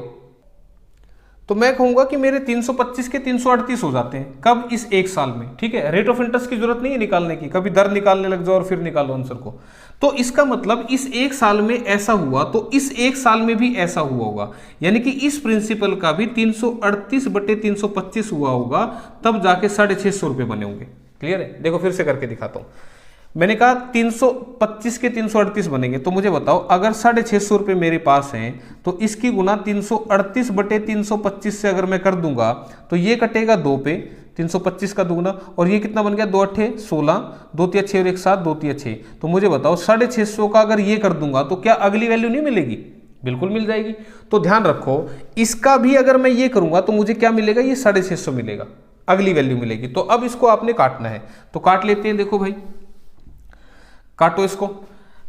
ये कटा 2 एकम 2, 2 छिके 12, 2 नी में 18, 2 तिया 6, 2 दूनी 4, 2 पंजे 10। ठीक है, अब देखो 13 से काटो, 13 एकम 13, 13 तिये 39। ठीक है, 13 से इसको काटो, 13 दूनी 26, 13 पंजे 65। 13 से फिर इसको काट दो, 13 ऐसे तो पता लग रहा है ना, ऐसे तो आता ही है, सिर से सिर भी काट सकते हो। तो 13 दूनी 26, 13 पंजे 65। तो प्रिंसिपल की वैल्यू क्या आएगी? ये 25 इधर मल्टीप्लाई हो जाएगा, तो 25 गुणा में 25, आंसर कितना बनेगा? 625। तो ये पेपर में क्वेश्चन आ रहा था भाई, ध्यान रखना। तो रेट ऑफ इंटरेस्ट की जरूरत नहीं पड़ेगी यहाँ पे, कभी तुम दर निकालने बैठ जाओ यहाँ पे। ठीक है, तो दर के बिना ही क्वेश्चन हो जाएगा। तो याद रखना, जैसा चेंज इसमें हुआ वैसा ही चेंज इसमें भी होगा। तो यहां देख लिया करो, 650 के 676 कैसे बने? इसके इतने, बड़ी वैल्यू को ऊपर लिखना ध्यान रखना, और छोटी को नीचे लिखना। ठीक है, तो एग्जाम का क्वेश्चन, अगला क्वेश्चन देख लेते हैं भाई। हाँ जी, नेक्स्ट क्वेश्चन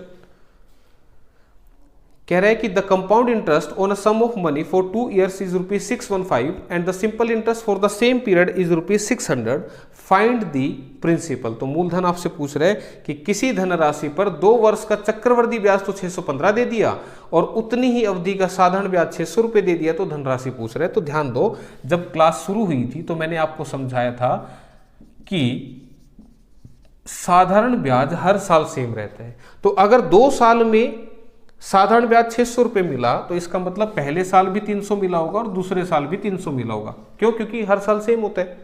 लेकिन अगर बात करूं चक्रवृद्धि ब्याज की, तो पहले साल तो ये सेम होगा, ये दोनों सेम होंगे, ये बात मैंने बताई भी थी। लेकिन उसने कहा 2 साल का चक्रवृद्धि ब्याज 615 है, तो मुझे बताओ ये 300 है, तो फिर 315 रुपये और रहेंगे ना। क्लियर है? तो 315 रुपये दूसरे साल का है, तो टोटल देखो 615 ये हो गया, ऊपर वाला 600 हो गया। तो उसने कहा कि यहां से धनराशि याद करो, तो धनराशि निकालने के लिए पहले रेट ऑफ इंटरेस्ट यहां निकालना पड़ेगा। कैसे निकलेगा मुझे बताओ? मेरे 300 रुपये और ये 315 रुपये, ये 15 रुपये एक्स्ट्रा क्यों हुए? क्योंकि इस 300 रुपये पर भी ब्याज मिला होगा, फर्स्ट क्वेश्चन में बताया था मैंने। तो 300 से 315, 15 बढ़ गए ना, कितने पर? 300 पे इंटू में 100। तो आप इसको कहेंगे कि यहां जो दर था वो कितना चल रहा था? 5%। तो अगर क्वेश्चन में इसमें दर पूछ लेता तो आंसर ये करके आना। क्लियर है यहां तक बात? ये अगर समझ में आ गया तो अब जो प्रिंसिपल है उसको निकालने के लिए आप साधारण ब्याज का फॉर्मूला यानी कि simple interest equal to PRT upon में 100 भी लगा सकते हो। ठीक है, चैप्टर कंपाउंड इंटरेस्ट है लेकिन फॉर्मूला ये भी लग सकता है। कैसे मुझे बताओ? साधारण ब्याज कितना है? 300 रुपये। साधारण ब्याज 300 रुपये ले लिया।